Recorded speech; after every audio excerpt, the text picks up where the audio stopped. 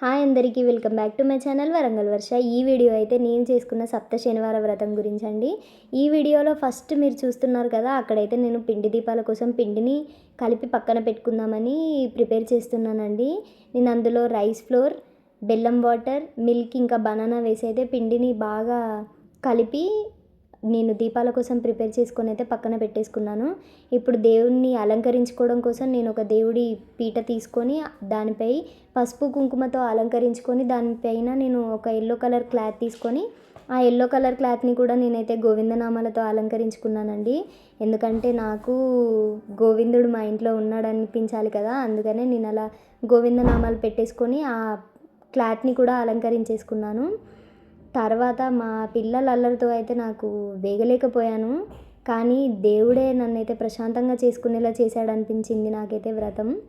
తర్వాత ఇక్కడ చూస్తున్నారు కదా, ఈ డెకరేషన్ అంతా మా వారైతే ముందు రోజు నైటే నా కోసం చేసి పెట్టారండి. ఇక్కడైతే నేను నా దగ్గర ఉన్న దేవుడి చిన్న పటాన్ని అయితే గంధం ఇంకా కుంకుమ బొట్లతో అలంకరించుకుంటున్నాను. నేను చాలా అనుకున్నాను దేవుడిది పెద్ద పటం ఉండాలని, కానీ ఏం చేద్దామండి, నా దగ్గర అయితే ఈ చిన్న పటమే ఉంది. మళ్ళీ ఎవరినైనా కనుక్కుంటాను దేవుడి పెద్ద పటాన్ని అయితే నేను ఈ వ్రతం కోసం మళ్ళీ పెట్టుకోవచ్చా అని. ఒకవేళ అలా పెట్టుకోవచ్చు అంటే మాత్రం ఖచ్చితంగా నేను సెకండ్ వీక్ అయితే దేవుని పటాన్ని, కొత్త పటాన్ని అయితే బై చేసి అంటే కొనుక్కొని అయితే నేను కొత్త దేవుడి పటాన్ని పెట్టుకుంటాను కొంచెం పెద్దదిగా. అండ్ నేను ఇక్కడ తులసిమాల కూడా వెయ్యాలి, కానీ వేయలేకపోయానండి. ఎందుకంటే నా పటం చిన్నది కదా, అందుకే నేను దేవుణ్ణి తులసిమాలతో అలంకరించుకున్నప్పుడైతే పక్కన పెట్టేసుకున్నాను. ఇక్కడ చూస్తున్నారు కదా, నేను పిండి దీపాన్ని ప్రిపేర్ చేశాను. ఫస్ట్ టైం అయినా నాకైతే చాలా బాగా వచ్చాయి. పిండిని ఫస్టే కలిపి పెట్టుకున్నాను కదండి, అందుకోసమని నాకైతే పిండి దీపాలు చాలా బాగా వచ్చాయి, చాలా బాగా చేయగలిగాను. ఆ దేవుడి కృప కూడా నా మీద ఉందనుకుంటా, చాలా బాగా వచ్చాయి. నేనైతే చాలా బాగా చేశాను పిండి దీపాలు కూడా. చూశారు కదా, నేను ముందే చెప్పాను కదా, తులసిమాల అలా పక్కకు పెట్టేసుకున్నాను దేవునికి. అలా రెండు జతలుగా నేనైతే దేవుడి ఇరుపక్కల పెట్టేశానండి. మళ్ళీ దేవుడికి అలంకరణ అంటే చాలా ఇష్టం కదా, అందుకని నేను చాలా పూలతో అలంకరించుకోవాలని ముందుగానే అనుకున్నాను. ఇక్కడైతే నేను కలశం పెట్టుకుంటున్నానండి. నాకు తెలిసిన వాళ్ళు, నేను అడిగిన వాళ్ళైతే నాకు కలశం పెట్టుకోమన్నారు, అందుకే నేను కలశం పెట్టుకుంటున్నాను. ఇదైతే మీ చాయిస్, మీరు పెట్టుకోవాలనుకుంటే పెట్టుకోవచ్చు, లేదా మీరు ఎవరినైనా కనుక్కొని స్కిప్ చేయాలనుకుంటే స్కిప్ చేసుకోవచ్చు అండి. నాకు తెలిసిన వాళ్ళైతే నన్ను పెట్టుకోమన్నారు, అందుకే నేను ఇలా కలశాన్ని కూడా పెట్టేసుకున్నాను దేవుడి దగ్గర. కలశం పెట్టుకొని కలశానికి కూడా ఒక పువ్వుతో అలంకరించుకున్నానండి. చూడండి, పువ్వుతో అలంకరించుకుంది కూడా మీకు చూపిస్తాను. నేను దేవుడికి వస్త్రం వేసింది అయితే మీకు చూపెట్టడం మిస్ అయ్యానండి, అది కూడా చూడండి. నేను దేవునికి వస్త్రం వేసి కూడా అలంకరించాను.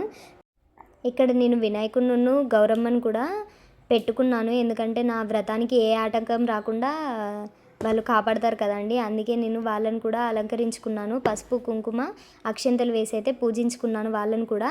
ఇక్కడ నేను ప్రిపేర్ చేసుకున్న పిండి దీపాలను అయితే నేను గోవిందనామం పెట్టి అలంకరించుకుంటున్నానండి. నేను తమలపాకుల మీద నా 7 పిండి దీపాలను అయితే పెట్టేశాను, గోవిందనామాలు పెట్టేశాను. ప్రతి పిండి దీపంకి పెట్టి దేవుడి దగ్గర పెట్టుకున్నాక అందులో నేను నువ్వుల నూనె వేసి దేవుడికి దీపారాధన చేశానండి. ఇది మీ ఇష్టం, మీ చాయిస్. మీరు నువ్వుల నూనె అయినా వాడుకోవచ్చు, లేదంటే మీరు నెయ్యినైనా వాడుకొని మీరు దీపం వెలిగించుకోవచ్చు. తర్వాత ఇక్కడైతే నేను ముడుపు కడుతున్నాను, చూడండి. నేను నా ముడుపు వీడియో కూడా మీకు ఒక షార్ట్ రూపంలో పెట్టాను. ఎవరైనా చూడని వాళ్ళు ఉంటే నా ఛానల్లోకి వెళ్ళి నా ముడుపు షార్ట్ని అయితే చూసేయండి. నేను కట్టిన నా ముడుపు షార్ట్ని నేను అందులో డీటెయిల్గా చెప్పానండి. ముడుపులో ఏమేమి వేసుకుంటారు, ఎలా కట్టాలి, అదంతా డీటెయిల్గా చెప్పాను. క్లాత్ కూడా నేనే ప్రిపేర్ చేసుకున్నానండి, నా చేతులతో నేనే ప్రిపేర్ చేసుకున్నాను. మీరు కావాలంటే నన్ను కామెంట్స్లో అడగండి, నేను అది కూడా మీకు ఒక షార్ట్ రూపంలో పెడతాను. తర్వాత నా ముడుపు కట్టడం అయితే పూర్తి చేసుకున్నానండి. నా ముడుపుని కూడా నేను గోవిందనామం పెట్టి అలంకరించుకున్నాను. నేను రీసెంట్గానే తిరుపతి వెళ్ళాను కదండి, అక్కడైతే నేను గోవిందుడి పాదాలు అయితే తెచ్చుకున్నాను. ఆ గోవిందుడి పాదాల దగ్గరే నా ముడుపు కట్టి మరొకసారి గోవిందుడికి వినపడేలా నేను గట్టిగా నా కోరికనైతే చెప్పేసుకున్నాను. తర్వాత ఇక్కడ నేను పూజ కంటే ముందుగానే దీపాలు అయితే వెలిగించేసుకున్నాను, ఎందుకంటే ఆ దీపాల వెలుగులో నా గోవిందుడు చాలా అందంగా నా ఇంట్లోనే ఉన్నట్టు నాకు పాజిటివ్ వైబ్ క్రియేట్ చేస్తాడని అలా ముందుగానే నేనైతే దీపాలు వెలిగించేసుకున్నాను.